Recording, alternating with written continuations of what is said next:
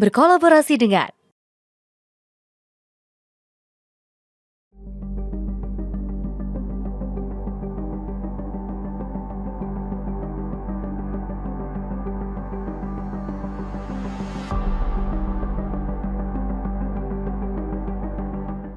tapi juga akan mentransformasi BUMN kita menjadi pemimpin kelas dunia di sektor masing-masing. Kita ingin melihat lebih banyak BUMN Indonesia masuk dalam daftar Global Fortune 500. Membuktikan bahwa Indonesia bukan sekedar pengikut, tapi Indonesia juga dapat menjadi pelopor dan pemimpin dalam perekonomian dunia.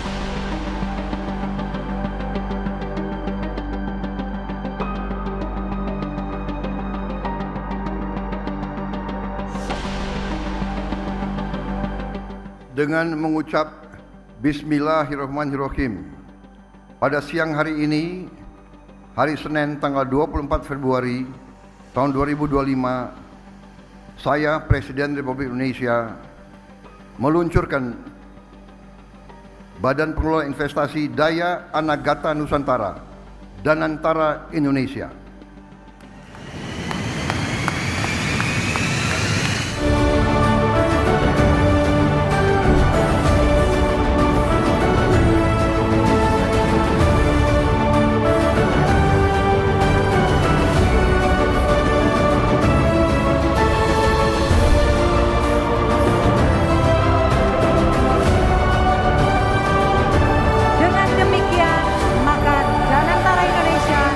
Resmi diluncurkan oleh Presiden Republik Indonesia.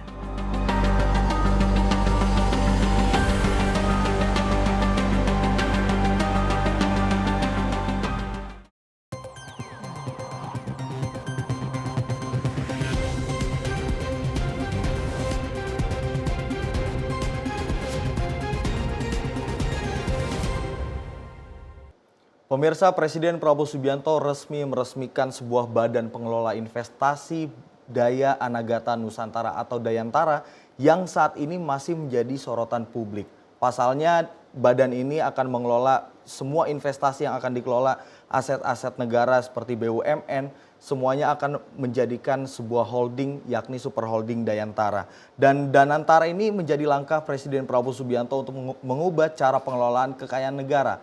Dan untuk membahas sebenarnya apa maksud dari dibentuknya Danantara ini dan akan bekerja seperti apa Danantara dan impact-nya di kemudian hari akan seperti apa, kita akan membahasnya bersama dengan Direktur Eksekutif Skala Survei Indonesia, Bang Abdul Hakim MS. Bang Aap, selamat malam. Bang Aap, ini melihat Danantara yang merupakan tonggak sejarah ekonomi Indonesia yang mandiri, Bang Aap. Melihatnya sebenarnya Danantara ini barang apa sih, Bang Aap? Iya Mas Andi, saya disclaimer dulu Mas Andi sebelumnya bahwa background dan latar belakang saya bukan seorang ekonom, sehingga nanti saya untuk mendiskusikan terkait Danantara ini tidak akan memakai pendekatan ekonomi. Akan tetapi karena saya ini adalah political scientist, background pendidikan saya mulai dari jenjang strata 1 sampai strata 3 itu menggeluti bidang politik, maka akan saya lihat hubungannya antara sisi ekonomi dan politik terkait dengan persoalan Danantara ini. Nah, sebelum kita jauh mengupas terkait Danantara, Mas Andi, terlebih dahulu ada baiknya sebagai prolog, saya akan mendiskusikan terkait kenapa kemudian Danantara ini, kemudian rujukannya Pak Prabowo tiba-tiba bikin sebuah holding besar yang baru sehari yang lalu diresmikan oleh Pak Prabowo dan mendapatkan atensi cukup luar biasa baik itu di domestik maupun di dunia internasional. Ini semua tak lain punya kaitan erat dengan badan usaha milik negara, Mas Andi. Nah, kalau kita bicara dengan badan usaha milik negara, sejatinya ini untuk di berbagai negara memiliki peran dan kontribusi yang sangat berbeda dari satu negara dengan negara yang lain, Mas Andi. Kenapa? Untuk negara-negara yang mereka memakai sistem liberal gitu, sistem yang mendewakan total terkait kepentingan individu, bukan kepentingan sosial, maka sejatinya BUMN, badan usaha milik negara, itu tidak begitu banyak mendapatkan peran diskusi di negara-negara seperti ini. Kenapa? Karena dalam sistem ekonomi liberal, badan usaha milik negara itu lebih terbatas dibandingkan dengan negara sosial karena sistem liberal menekankan pasar bebas, persaingan, dan kepemilikan swasta sehingga pemerintah cenderung tidak banyak campur tangan dalam urusan ekonomi. Namun BUMN tetap diberikan beberapa peran. Misalnya ketika negara dalam posisi krisis, ketika pasar dalam kondisi yang tidak begitu baik, maka dalam sistem negara liberal, BUMN baru melakukan intervensi. Biasanya juga dipakai untuk stabilitas ekonomi dan krisis pangan, kemudian menjaga monopoli swasta dalam konteks kepentingan hajat itu kurang banyak. Nah, sebetulnya untuk di negara-negara liberal, BUMN tidak begitu banyak mendapatkan tempat untuk didiskusikan secara lebih serius dalam konteks pembangunan sebuah negara karena dia hanya dipakai alat untuk melakukan intervensi ketika swasta tidak lagi mampu untuk menggerakkan roda ekonomi. Nah, ini agak cukup berbanding terbalik dengan negara-negara yang memakai sistem non-liberal, Mas Andi.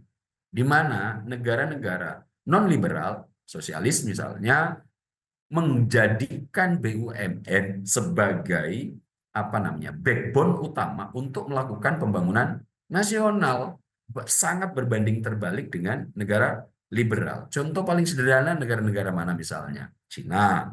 Kemudian kita kalau urut lagi negara-negara yang menjadikan BUMN sebagai backbone utama pembangunan, ada Kuba, ada Korea Utara. Nah, ada juga negara-negara yang memilih kemudian di antaranya gitu Mas Andi, bahwa BUMN itu kemudian satu sisi dijadikan alat untuk mengelola kekayaan negara yang dipisahkan, di sisi lain ternyata BUMN juga digunakan sebagai alat pembangunan nasional, yaitu sebagai pendistribusian kekayaan negara demi kesejahteraan masyarakat. Nah, pertanyaannya, di Indonesia dari 3 yang saya kategorikan tadi masuk di sebelah mana? Apakah sosialis murni, apakah liberal murni, ataukah menggabungkan di antara 2 pengelolaan sistem negara ini terhadap BUMN? Indonesia, kalau kita merujuk pada Undang-Undang BUMN yang baru beberapa pekan lalu disahkan, Mas Andi, kita memilih berada di tengah. Apa itu? Bahwa BUMN tetap kita jadikan sebagai backbone utama pembangunan, akan tetapi juga di sisi-sisi lain ada kemudian privatisasi yang coba kemudian dinaungi oleh negara. Contoh kemudian memberikan privatisasi dan persaingan bebas di sektor minyak misalnya. Dulu hanya dimonopoli oleh Pertamina, akan tetapi dalam perjalanannya ada privatisasi-privatisasi atau boleh dihadirkan persaingan terkait badan usaha milik negara, yaitu Shell di sini bisa jualan, Total di sini bisa jualan. Kenapa? Karena kita tidak murni sosialis, meskipun Pasal 33 Undang-Undang Dasar mengatakan bahwa semua kekayaan negara itu dikelola oleh negara, dimiliki oleh negara, dan untuk pendistribusian kesejahteraannya dimaksimalkan untuk kepentingan rakyat banyak. Nah, kita yang memilih di tengah ini akhirnya kemudian kalau kita melihat konteks BUMN menjadi variabel terpenting dalam konteks pembangunan nasional. Nah, inilah yang saya lihat kemudian kenapa peran BUMN di negara liberal, non-liberal yang cenderung sosialis atau bahkan komunis, kita ternyata memilih rute BUMN di sistem tengah, Mas Andi, di mana kita mengelola negara, menjadikan BUMN menjadi salah satu backbone utama untuk pembangunan nasional. Akan tetapi, Mas Andi, yang harus perlu kita pahami, ketika kita membicarakan BUMN tidak murni akan bicara soal profit. Kenapa? BUMN yang ada di Indonesia tidak semuanya harus diwajibkan mendapatkan profit. BUMN di Indonesia ini berdasarkan undang-undang BUMN dibagi menjadi dua kalau saya kelompokkan itu. Nomor satu, BUMN yang memang ditugaskan untuk mendapatkan keuntungan demi pendapatan asli negara atau penambahan pendapatan negara, akan tetapi ada BUMN juga yang dibuat untuk tidak terfokus pada profit murni. Mereka ini atau BUMN yang tidak ditujukan untuk profit adalah ditugaskan sebagai sarana untuk memenuhi hajat hidup orang banyak. Misalnya untuk BUMN yang tidak terlalu fokuskan untuk mendapatkan keuntungan total, apa misalnya Bulog, di mana Bulog ini badan usaha milik negara, akan tetapi tugas utamanya bukan untuk mencari profit, akan tetapi menstabilkan harga bahan pokok terutama pangan. Ada lagi misalnya perusahaan perhutani. Perhutani ini juga adalah BUMN yang untuk pengelolaannya tidak difokuskan untuk profit oriented. Ada banyak lagi BUMN yang bentuknya perum itu memang digunakan sebagai upaya negara untuk melindungi kebutuhan hajat hidup orang banyak, sehingga bukan terarah untuk mencari profit. Akan tetapi di sisi lain ada BUMN yang ditugaskan memang untuk mencari profit. Nah, terkait Danantara, ini adalah BUMN yang diupayakan untuk mendapatkan profit dikelola secara lebih berbeda. Jika dahulu ini berjalan sendiri-sendiri dengan Pak Prabowo yang memiliki visi kuat dan pemahaman ekonomi yang cukup mapan, maka kemudian untuk yang sisi investasi ini dikelola secara lebih memadai. Ada setidaknya 7 badan usaha milik negara yang nantinya akan coba digabungkan menjadi satu, yang kemudian ini nanti akan dinaungi oleh Danantara. Apa itu namanya? Daya Anagata Nusantara. Power, daya, kekuatan, Anagata, masa depan, Nusantara. Dan ini kalau kita merujuk pidatonya Pak Prabowo akan dipersiapkan bukan untuk pemerintahan Pak Prabowo selama 5 tahun ke depan, akan tetapi ini digunakan sebagai upaya alat ketahanan yang diproyeksikan untuk anak cucu kita, Mas Andi. Nah, secara latar belakang inilah sebetulnya ide awal, ide besar dari Pak Prabowo untuk, yang saya pahami, untuk membuat super holding Daya Anagata Nusantara ini. Bang Ab, kalau mencermati dari super holding Danantara, kalau tadi dijelaskan sebelumnya BUMN ini berjalan sendiri-sendiri, kemudian dengan dibuatkannya Danantara semuanya akan berjalan bersama dan dituntut untuk mencari defisit untuk membiayai investasi seperti. Tapi kalau melihat dari sejumlah BUMN yang kita ketahui sering muncul di pemberitaan juga, ada beberapa BUMN yang sakit kemudian disuntik seperti itu. Ini menjadi tantangan tersendiri gak bagi Danantara, Bang Ab?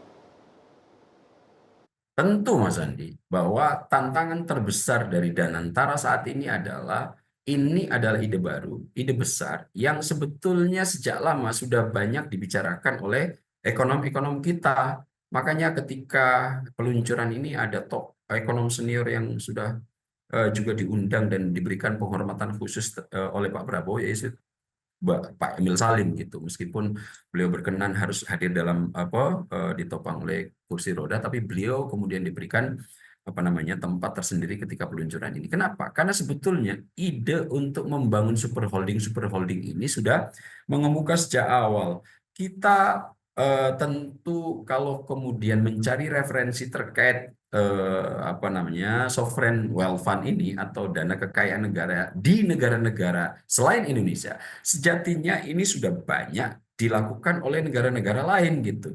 Bahkan negara-negara seberang kita, negara-negara jiran kita, Singapura, kemudian Malaysia juga sudah cukup lebih awal untuk melakukan pengelolaan dalam satu holding terkait badan usaha yang mereka miliki. Dan dalam perjalanannya kita lihat pengalaman Malaysia, Singapura, kemudian beberapa negara yang lain seperti Eropa cukup leluasa melakukan pengelolaan investasi dana-dana kekayaan negara yang mereka miliki.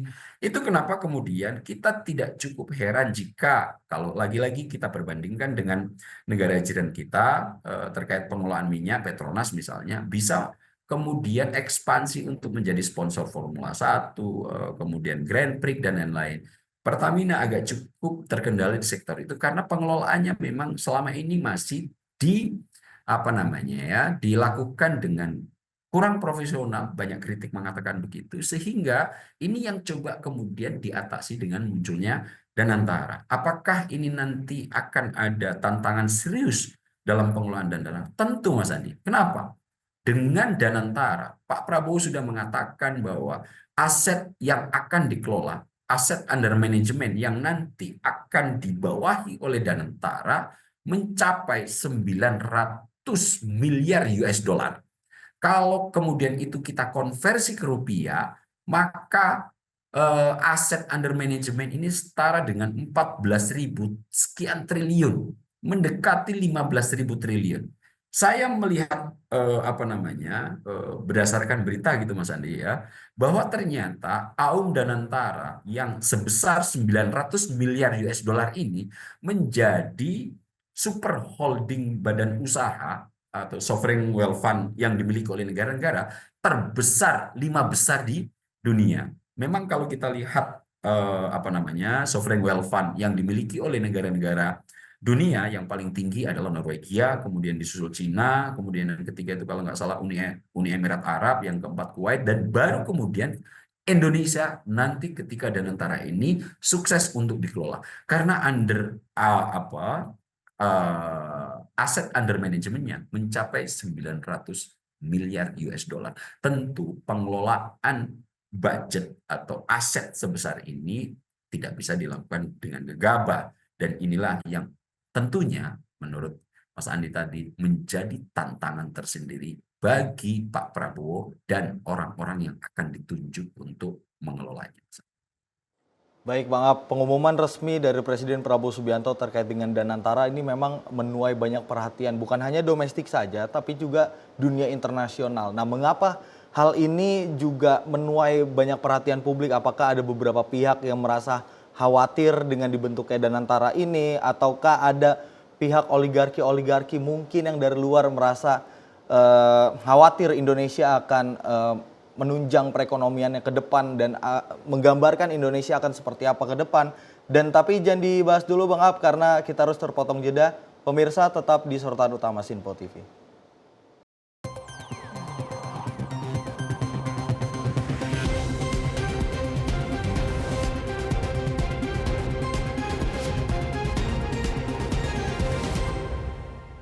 Halo, selamat malam pemirsa. Senang sekali rasanya kami mengisi ruang informasi Anda. Akhiri aktivitas Anda dengan rangkuman perkembangan peristiwa yang terjadi sepanjang hari. Sebelumnya kita saksikan ada sekitar 3.000 tamu undangan. Sementara di Ibu Kota Nusantara ini ada sekitar 2.000 tamu undangan. Rangkaian informasi nasional dan mancanegara dirangkum sebagai penutup hari dalam Menyapa Malam. Setiap Senin hingga Jumat pukul 8 malam. Hanya di Sinpo TV. Halo, selamat pagi pemirsa Sinpo TV. Selamat pagi Andi. Selamat pagi Fen. Beragam informasi terbaru hadir menemani Anda sebelum memulai hari. Itu memang dari Menteri Perhubungan juga mendukung, Betul. dari Menteri Keuangan juga mendukung, dan kita sebagai masyarakat pun juga Harus mendukung. Mengangkat isu yang tengah menjadi pembicaraan paling hangat. Semarakan pagi Anda bersama Menyapa Pagi. Setiap Senin hingga Jumat pukul 6 pagi. Hanya di Sinpo TV. Halo pemirsa, kami kembali hadir dengan sejumlah informasi yang kami himpun dari berbagai penjuru dunia. Rangkaian informasi yang membuat akhir pekan Anda begitu bermakna. Sebuah kelompok di Afrika Selatan memberikan layanan pertunjukan film dengan tenaga surya. Berita yang menjadi sorotan media dari dalam dan luar negeri. Kami hadirkan untuk menemani pekan Anda dalam Sinpo Dunia Sepekan. Sabtu dan Minggu pukul 9 pagi. Hanya di Sinpo TV. Kami hadir dengan rangkaian informasi dari berbagai penjuru dunia. Topik dan isu yang tengah menjadi sorotan mancanegara dikemas dengan lengkap untuk Anda.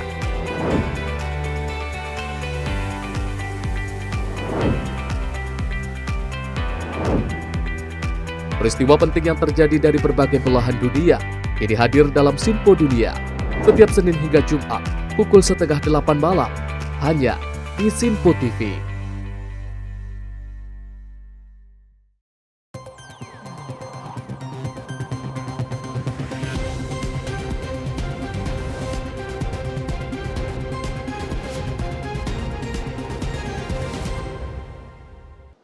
Terima kasih pemirsa, Anda masih di sorotan utama Sinpo TV, masih bersama dengan Direktur Eksekutif Skala Survei Indonesia, Bang Abdul Hakim MS.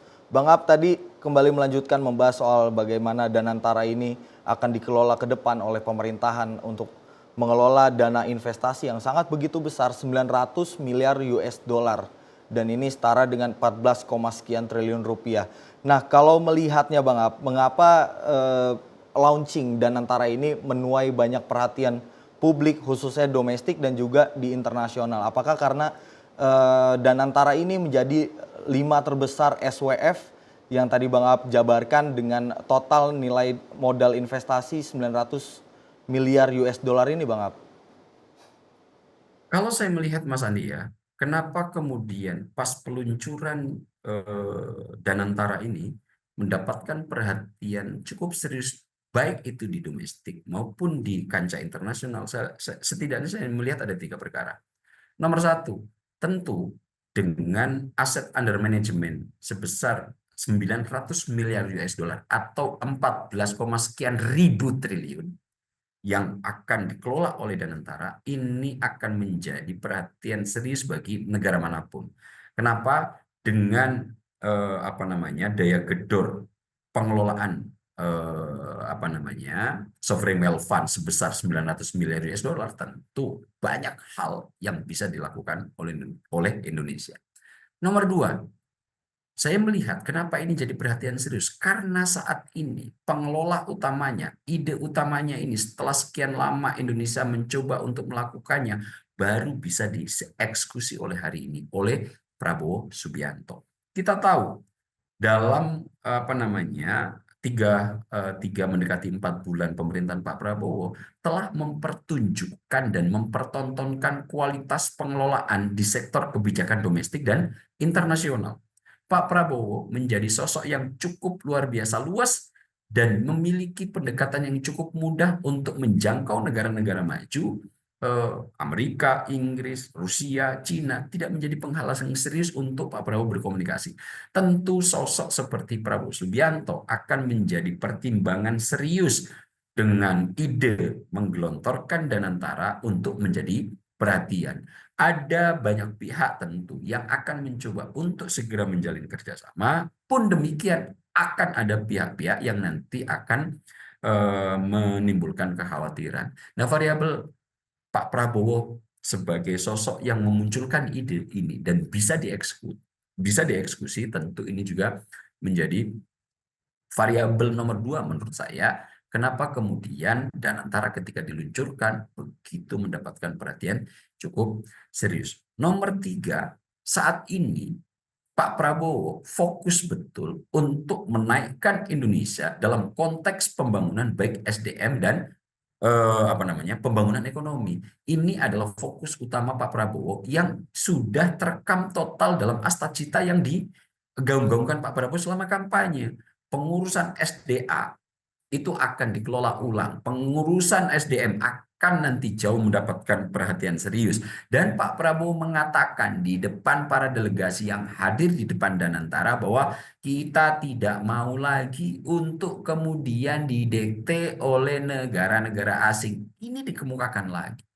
3 perkara ini saya melihat menjadi faktor penting kenapa kemudian ketika Danantara ini diluncurkan mendapatkan perhatian yang sangat serius. Dan hebatnya Mas Andi ya, kalau saya melihat ya peluncuran kemarin, di domestik semua kekuatan politik hadir ketika peluncuran Danantara. 2 presiden Susilo Bambang Yudhoyono dan Joko Widodo hadir Keduanya bersama Pak Prabowo bahkan ikut meresmikan peluncuran Danantara. Nomor dua, semua kekuatan politik setidaknya yang bisa kita lihat 8 parpol berkursi di parlemen dan juga beberapa parpol yang tidak berkursi di parlemen itu hadir dalam peluncuran Danantara. Bahkan PDIP juga hadir yang diwakili oleh Ketua DPR Mbak Puan Maharani. Mbak Puan kan kita tahu juga menjadi salah satu ketua DPP PDIP. Nomor tiga, yang hadir kemarin ratusan duta besar dan perwakilan-perwakilan penting semua lembaga ekonomi, keuangan dunia hadir, Mas Andi. Ada Amerika Serikat di sana, ada perwakilan dubes dari seluruh negara maju, Cina ada, Rusia ada, kemudian beberapa negara Amerika Latin juga hadir. Mereka ingin mendengarkan betul apa dan bagaimana konsep Pak Prabowo untuk nanti mengelola Danantara dengan AUM sebesar 900 miliar US dollar ini. Dan itu kemudian juga ada perwakilan asosiasi dagang dan ekonomi dunia, juga Indonesia, hadir dalam peluncuran Danantara.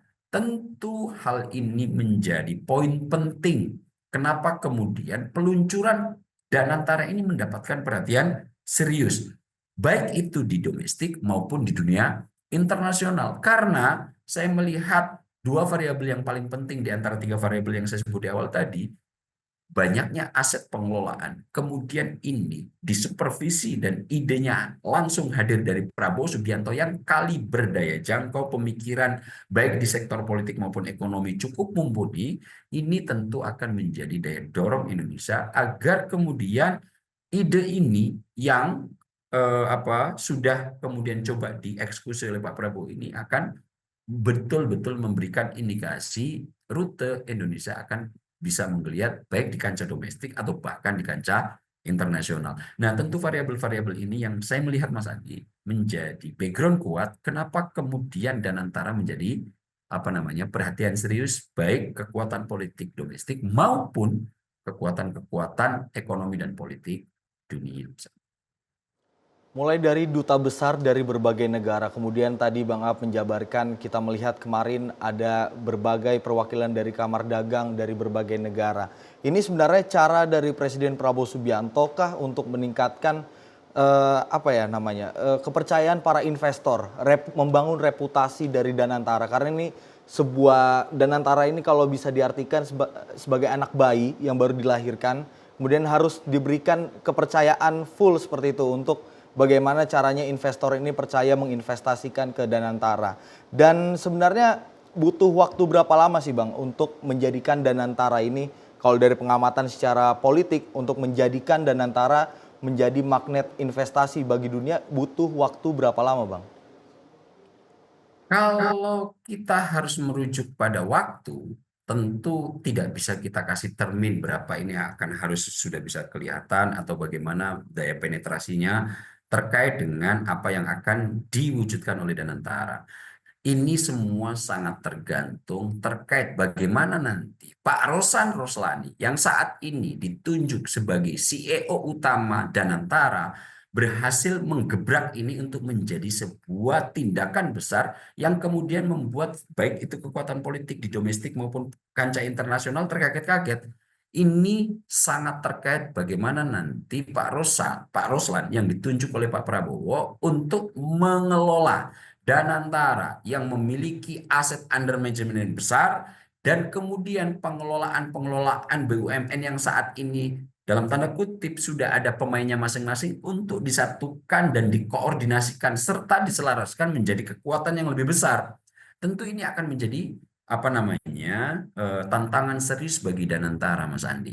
Akan tetapi ya Mas Andi ya, selain tadi duta besar yang kemudian mendapatkan atensi khusus yang dilakukan Pak Prabowo ini, ada variabel terpenting lainnya. Kenapa kemudian Danantara ini sangat diapresiasi publik? Kita lihat contoh Pak, Mas Andi. Pak Prabowo dalam daya jelajah tingkat internasional dalam pengelolaan Danantara ini, apakah hanya Pak Rosan yang akan diminta untuk tergabung dalam pengelolaan? Tidak, ternyata daya jelajah Pak Prabowo lebih dari itu. beliau berhasil mengajak mantan Perdana Menteri Inggris Tony Blair untuk nanti juga turut serta bagaimana nanti menginvestasikan dana yang sebesar ini, aset sebesar ini untuk dikelola menjadi kekayaan negara dalam jangka yang panjang gitu. Untuk permintaan-permintaan seperti ini, jika Pak Prabowo memang tidak punya jejaring mapan terkait hubungan personal di antara tokoh-tokoh utama dunia, tidak mungkin bisa dilakukan, Mas Andi. Akan tetapi, kaliber Pak Prabowo yang memiliki daya jelajah-jelajah seperti ini, saya melihat itu menjadi variabel penting kenapa kemudian Danantara ini menjadi salah satu perhatian khusus bahkan oleh negara-negara maju saat ini. Dengan besarnya aset under manajemennya aja itu sepertinya sudah membuat keder. Kenapa? Jauh lebih tinggi dari Temasek, jauh lebih tinggi dari sovereign wealth fund-nya Malaysia, apalagi negara-negara di luar dua negara itu. Nah, ini saya melihat ada geliat baik dari pengelolaan ekonomi dan politik Pak Prabowo terkait bagaimana rute yang akan dibangun. Lagi-lagi kalau merujuk pidatonya Pak Prabowo, ini dikelola untuk anak cucu kita, bukan dikelola untuk kepentingan 5 tahun ke depan. Nah, ini konsep besar daya jelajah panjang yang dimiliki Pak Prabowo ini memberikan indikasi baik. Dan kalau melihat pengelolaan merujuk kinerja Pak Prabowo dalam 4 bulan terakhir, tentu saya masih cukup bisa meyakini meskipun kritik hadir, akan tetapi ada baiknya kita berikan kesempatan bagaimana Pak Prabowo mewujudkan ini minimal 6-12 bulan ke depan. Bang Ab, kalau melihat dari Danantara ini Bang Ab, kalau tadi Presiden Prabowo menyampaikan dalam pidatonya kemarin untuk jangka panjang, artinya kalau melihat proyeksi awal dari Danantara ini adalah fokusnya terhadap aset dalam negeri seperti hilirisasi industri, kemudian energi dan juga pangan yang tentunya ini sangat penting bagi pembangunan nasional. Tapi ada sektor di mana ekonomi domestik ini yang disinyalir banyak pengamat berbicara akan beresiko sangat tinggi terguncang ketika semuanya difokuskan ke sana. Nah, kalau pengamatan Bang Ab, bagaimana dari karakteristik kepemimpinan Presiden Prabowo Subianto untuk mengelaborasikan ini semua Bang Ab, agar semuanya ini tidak ada yang berjalan compang-camping seperti itu? Ya, kita sudah mendengarkan pernyataan Pak Prabowo sendiri bahwa Danantara tidak hanya akan difokuskan pada sektor profit, akan tetapi ini juga akan difokuskan dalam konteks pembangunan nasional. Nah, dalam tanda kutip pemaknaan pembangunan nasional berarti ada sesuatu yang dikeluarkan yang itu tujuan utamanya bukan profit gitu kan. Nah, kalau kemudian kita melihat dua pernyataan Pak Prabowo ini, oke, untuk yang profit nanti akan dikelola oleh dua holding, ada holding investasi, ada holding operasional. Yang CEO-nya juga sudah ditunjuk di bawah Pak Rosan Roslani. Kemudian nanti untuk pembangunan nasional juga akan difokuskan dalam konteks pendistribusian kekayaan negara untuk membantu kesejahteraan masyarakat. Apa itu? Kayak nanti bagaimana Bulog akan berjalan, Peruri akan berjalan, percetakan negara akan berjalan, kemudian perhutani. Itu kan juga perum-perum BUMN yang memang difokuskan untuk pembangunan nasional, bukan untuk pencarian profit. Nah, dua kepentingan ini saya melihat akan coba untuk diselaraskan Pak Prabowo. Nah, bagaimana nanti terkait kritik-kritik yang hadir itu tentu di awal-awal, jika kita kemudian fokus pada detail-detail yang akan dilakukan, ada aja ketika kita bikin program awal itu masih kekurangan di satu sisi dalam dan sisi yang lain. Tapi kadang-kadang ayo kita coba melihat secara mikroskopik, secara yang bisa kita lihat dengan faktual indera kita yang bisa kita lihat secara langsung. Kita harus cukup terbiasa untuk melihat secara makro, holistik, sehingga nanti perdebatannya tidak maksimal. Kritik-kritik ini penting untuk dikemukakan, Mas Andi, sebagai area kewaspadaan pengelola Danantara untuk tidak keluar dari rambu-rambu. Banyak lembaga-lembaga yang sudah mulai mengkritis seperti yang disebut Mas Andi tadi. Akan tetapi, ini kemudian juga harus kita selaraskan dengan analisis makro, kira-kira dengan situasi pengelolaan aset yang sebesar ini, daya jelajah jajaran Pak Prabowo seperti ini, penunjukan orang-orang yang diminta untuk mengelola juga punya kaliber internasional, tentu ini juga perlu kita berikan kesempatan untuk kita nilai nanti pada saat ini sudah mulai berjalan minimal 6 bulan sampai 12 bulan karena menyatukan 7 holding minimal yang saya dengar itu dengan aset under manajemennya lebih dari hampir 10.000 triliun, ini juga bukan persoalan yang mudah. Seperti makan bergizi gratis kemarin, bahwa ada kekurangan di satu sisi yang lain, ternyata Pak Prabowo kemudian mencoba untuk menetralisasi itu agar programnya jauh lebih baik. Pun demikian saya meyakini Danantara juga akan sama. Nanti di awal-awal pasti akan ada sinkronisasi yang sedikit banyak menimbulkan ketidaknyamanan bagi mereka-mereka yang awalnya sudah cukup happy di posisi di BUMN ini. Tiba-tiba nanti kewenangannya ditarik pada satu sisi, tentu ini juga akan sedikit menimbulkan ketidaknyamanan bagi mereka-mereka yang awalnya menjadi penguasa tunggal, tiba-tiba harus menjadi subordinasi dari CEO Danantara. Nah, hal-hal seperti ini tentu mereka yang tidak puas akan mengeluarkan narasi kritik, akan tetapi secara keseluruhan, lagi-lagi kalau kita merujuk analisis, untuk pribadi saya, bagaimana kepentingan masyarakat bisa diwadahi dalam kebijakan-kebijakan yang dikeluarkan oleh Prabowo Subianto. Baik Bang Ab, artinya ada birokrat yang ceruknya merasa dikobok-kobok nih dengan hadirnya Danantara seperti itu ya. Nah, kalau melihat dari potensi Danantara yang sangat begitu besar terhadap bagaimana menopang pertumbuhan ekonomi secara nasional, karena targetnya dari pemerintah adalah 8% pertumbuhan ekonomi, tapi yang membuat publik masih mengkhawatirkan adalah bagaimana counter-counter dari para birokrat ini untuk bagaimana Danantara ini tidak berjalan semestinya, kemudian ada yang terkait dengan bagaimana konflik kepentingan di dalamnya dan juga potensi intervensi politik. Nah, ini bagaimana Presiden Prabowo untuk menghalau itu semua, mengelaborasikan bagaimana mengondisikannya. Tapi jangan dijawab dulu Bang Ab, karena kita harus terpotong jeda, tetap di Sorotan Utama Sinpo TV.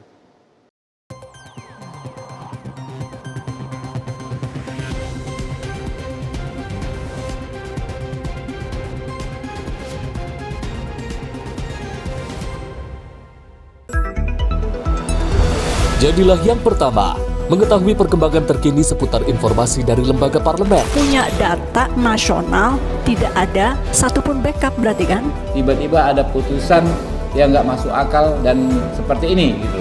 Kita biarkan rekomendasi kepada KPK, periksa!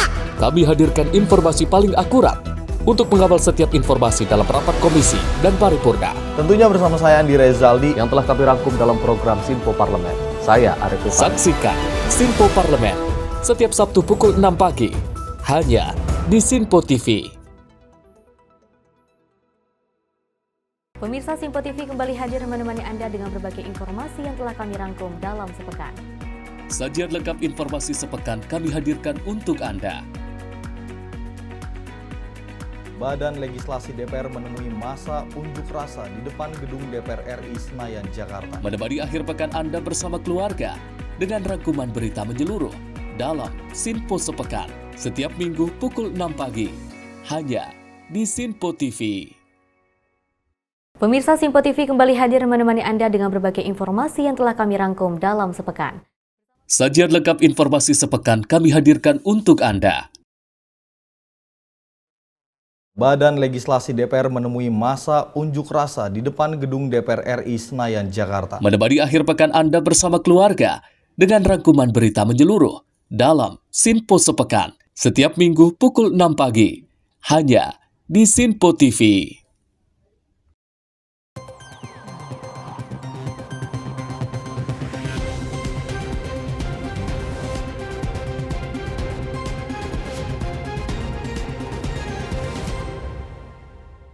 Anda masih di Sorotan Utama Sinpo TV, pemirsa, masih membahas soal Danantara dan masih terhubung dengan kita Direktur Eksekutif Skala Survei Indonesia Bang Abdul Hakim MS.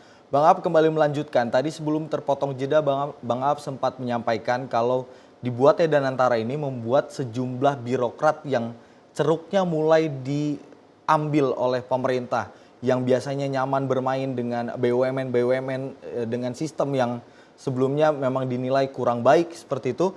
Dan apakah ini bisa dielaborasikan Bang Ab dengan masifnya di sosial media, bagaimana ada seruan untuk masyarakat yang dananya ada di kementerian-kementerian BUMN untuk segera ditarik. Ini berkesinambungan gak sih Bang dengan tantangan bagi pengelolaan Danantara yang sebesar ini? Ya, saya pribadi menilai, Mas Andi ya, pengelolaan BUMN memang beberapa waktu belakangan sejak Indonesia berdiri, banyak persoalan yang kemudian melingkupi.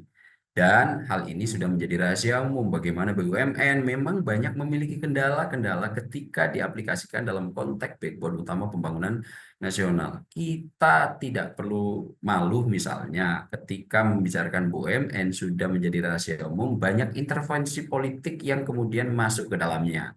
Banyak penunjukan-penunjukan komisaris yang kemudian tidak berdasarkan meritokrasi misalnya atau merit system. Banyak juga inefisiensi dan birokrasi yang berkepanjangan terkait pengelolaan BUMN. Kemudian ada belum lagi masalah utang, masalah keuangan, kemudian persaingan sektor swasta dan global, masalah tata kelola yang masih banyak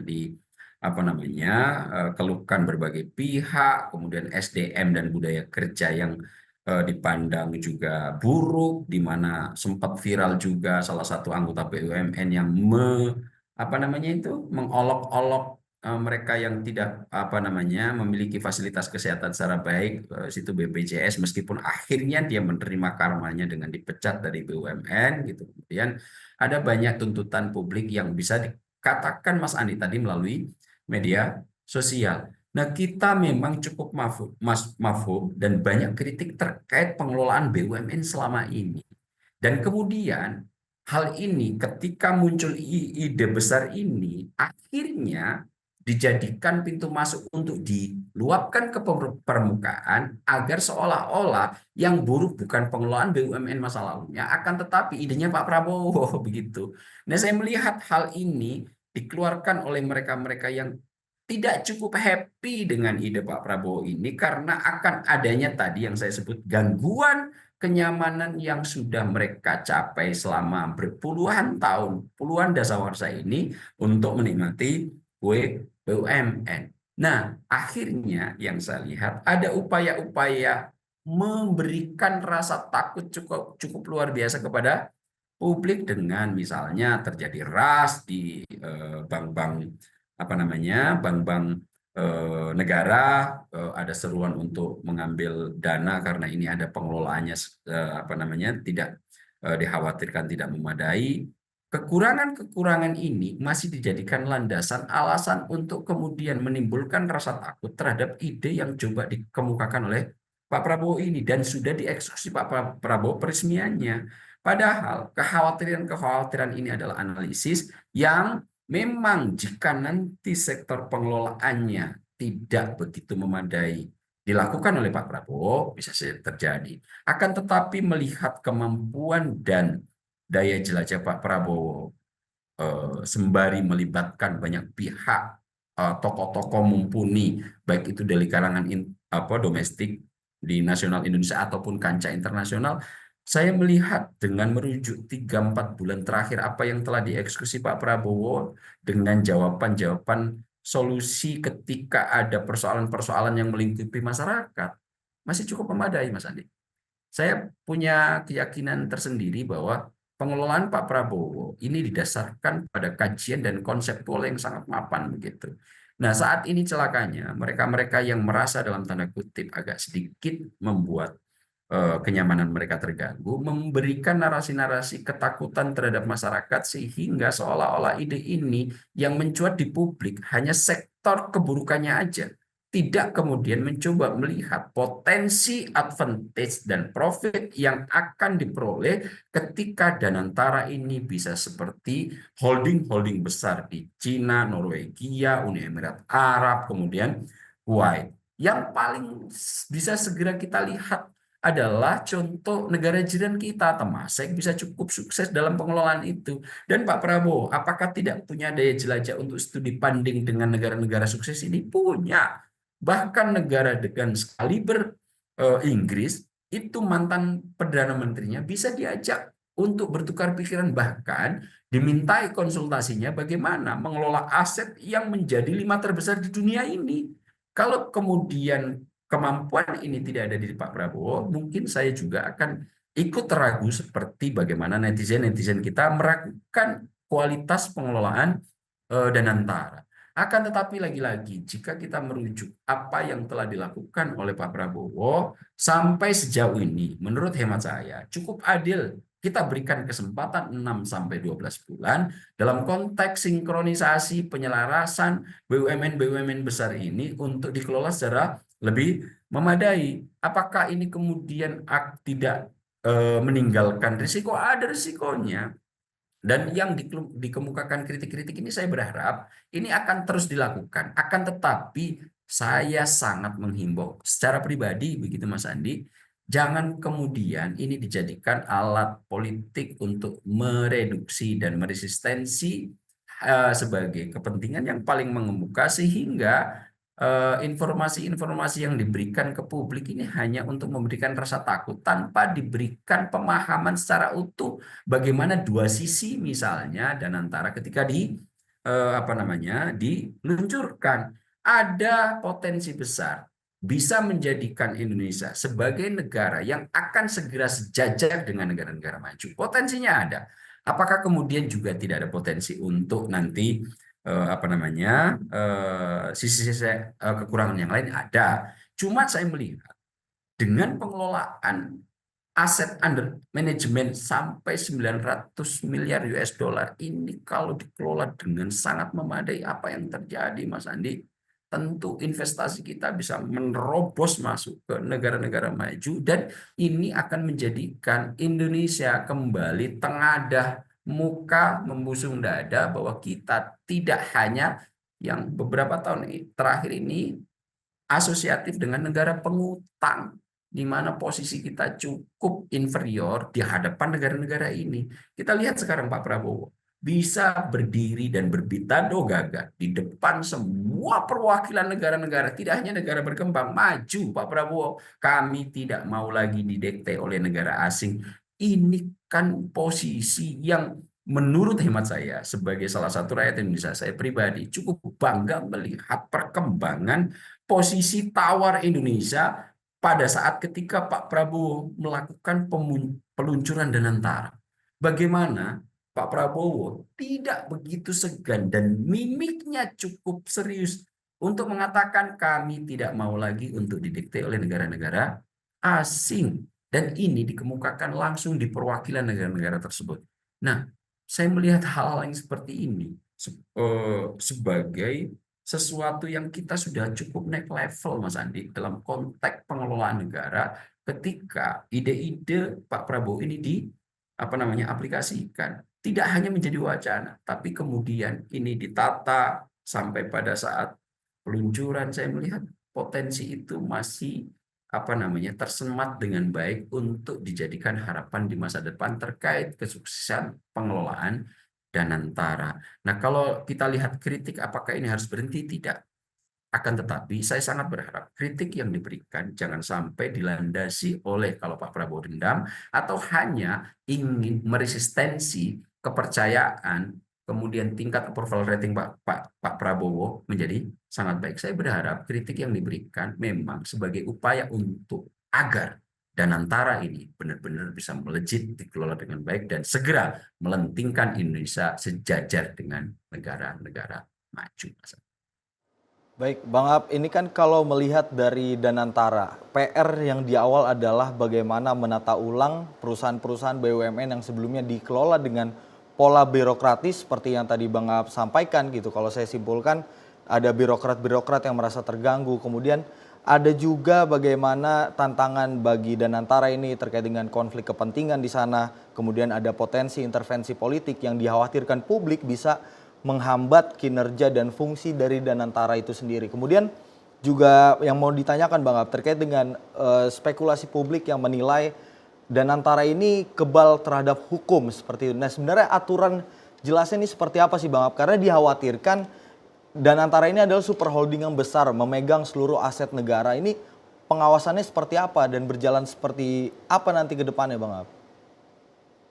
Kalau merujuk dari pidato Pak Prabowo mengatakan dengan cukup jelas dan clear bahwa Pak Prabowo akan mengelola Danantara ini dengan transparansi dan tingkat akuntabilitas yang memadai. Itu kenapa Pak Prabowo menyatakan bahwa Danantara harus menjadi holding yang bisa diaudit kapanpun, dimanapun, oleh siapapun. Akan tetapi memang ketika Danantara nanti dikelola seperti ini, ada rambu-rambu dan aturannya. Beberapa pihak mengkritik bahwa Danantara ini akan menjadi lembaga super body yang tidak bisa audit oleh pihak BPK dan KPK misalnya. Nah, kalau kita urai secara lebih jauh, Mas Andi, untuk mendeteksi dan mengaudit Danantara di Undang-Undang BUMN sudah tertera. Tidak betul bahwa BPK dan KPK itu misalnya tidak boleh melakukan audit terhadap Danantara. Cuma memang di situ ada kalimat yang menambahkan bahwa KPK dan BPK itu bisa mengaudit Danantara jika kemudian mendapatkan rekomendasi dari DPR. Siapa yang berhak melakukan evaluasi terhadap semua penyelenggaraan negara dalam konteks negara demokrasi? Checks and balances, DPR berdiri independen, Presiden berdiri independen, kemudian juga yudikatif berdiri independen, akan tapi daulah tertinggi ada tetap di tangan rakyat. Nah, daulah ini representasi utamanya melalui pemilu diserahkan oleh wakil-wakilnya di DPR. Nah, apakah kemudian Danantara ini tidak ada yang audit? Tidak, itu akan selalu diaudit bahkan oleh lembaga-lembaga independen gitu. Nah, apakah BPK, KPK tidak bisa masuk untuk melakukan pengelolaan terhadap audit pengelolaan Danantara? Ada. Nah, hal-hal yang semacam ini saya berharap kritik yang diberikan tidak kemudian menutup informasi di sebelahnya gitu, Mas Andi. Yang kadang-kadang ini yang banyak disampaikan ke publik itu adalah memberikan rasa takut dengan mengatakan bahwa Pak Prabowo mengatakan Danantara bebas diaudit, tapi ternyata ini nggak bisa diaudit. Berhenti di situ, bahwa tidak kemudian diinformasikan prosedurnya. Kemudian KPK, BPK nanti kalau ingin melakukan audit dan mendapatkan informasi terkait pengelolaan, diskusi dengan DPR. Kan memang rute pengelolaan negara ini, eksekutif selalu diskusi dengan legislatif dalam konteks untuk menggelontorkan kebijakan apapun. Anggaran, kemitraan, semuanya harus didiskusikan antara eksekutif dan DPR. Rapat dengar pendapat, KPK, BPK, apakah tidak punya mitra DPR? Punya. Komisi-komisi ini akan mencoba mendiskusikan itu. Nah, hal-hal yang seperti ini kadang-kadang oleh mereka yang ingin mengkritik Pak Prabowo hanya berhenti di narasi untuk kepentingan mereka pribadi. Tidak kemudian menyampaikan informasi ini secara utuh sehingga masyarakat betul-betul mendapatkan pemahaman yang komprehensif atau menyeluruh. Nah, ini yang kadang-kadang saya juga agak cukup terpantik mendorong agar masyarakat juga tidak banyak nanti akhirnya terpengaruh dengan informasi yang semacam ini. Ada baiknya masyarakat nanti juga menjadi masyarakat yang cerdas, kritis, yang tidak kemudian terbawa hanya narasi-narasi sepenggal yang mereka keluarkan. Harus juga bisa mencari sumber-sumber informasi yang sebetulnya bisa memberikan informasi secara utuh terkait persoalan-persoalan yang sedang bicarakan di publik. Contoh paling sederhana misalnya Mas Andi, saat ini juga cukup ramai soal tatip DPR yang katanya DPR bisa mencopot dan kemudian mengganti pejabat-pejabat negara. Loh, jangankan hanya untuk pejabat-pejabat negara yang memang fit and proper test-nya melalui DPR, Mas Andi. Bahkan DPR itu berhak untuk mengimpeach presiden.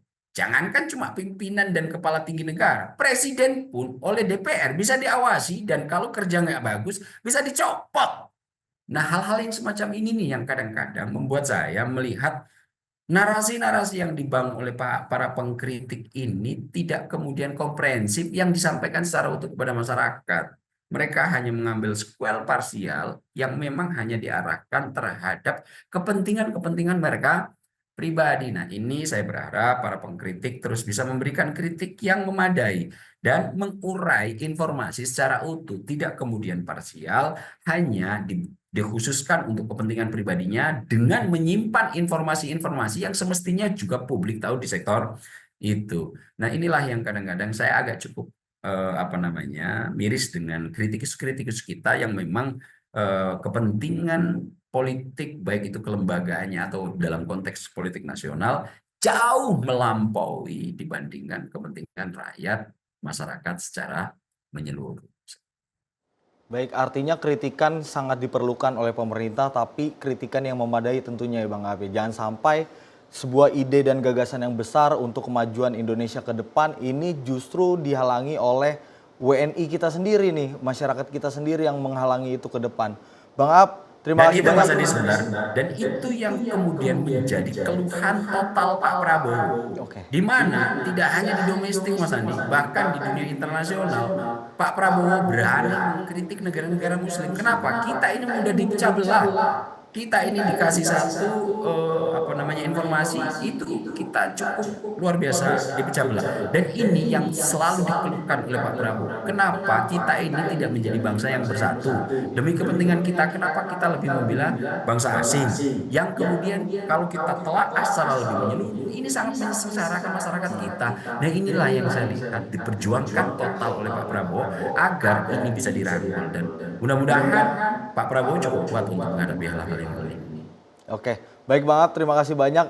Semoga kita doakan pemerintah ke depan tentunya dengan hadirnya Danantara dengan sebuah cita-cita yang besar kita harapkan berjalan sebagaimana mestinya, dan kalaupun ada tantangan mungkin kita sebagai masyarakat Indonesia tentunya harus turut ikut menyelesaikan tantangan tersebut bersama dengan pemerintah. Bang Ab, sekali lagi terima kasih sudah mau bergabung dengan Sinpo TV untuk membahas bagaimana Danantara ini. Sekali lagi terima kasih, salam sehat Bang Ab. Salam sehat. Baik pemirsa, Danantara Indonesia mengemban visi besar dari Presiden Prabowo Subianto. Tentunya visi besar dari Presiden Prabowo Subianto adalah untuk mencapai Indonesia Emas 2045. Lantas, meski dihadapi dengan sejumlah tantangan terkait bagaimana peran aktif Danantara dalam mengelola aset kekayaan negara, apakah asa untuk mencapai Indonesia Emas 2045 dengan hadirnya Danantara juga tentunya kita tidak boleh padam. Pemirsa, saya Andi Rezaldi mewakili segenap kru yang bertugas pamit undur diri. Selamat malam, sampai jumpa.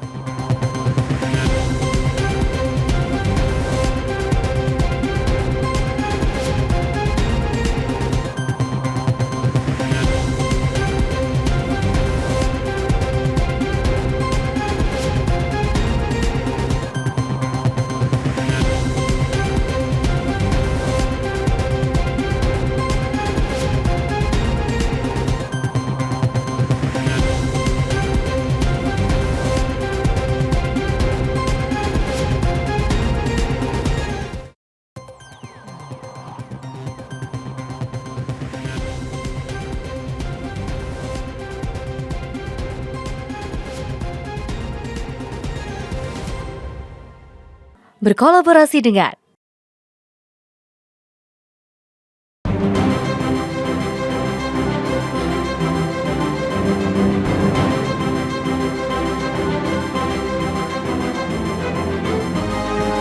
Sinpo TV, News, Sport, Entertainment.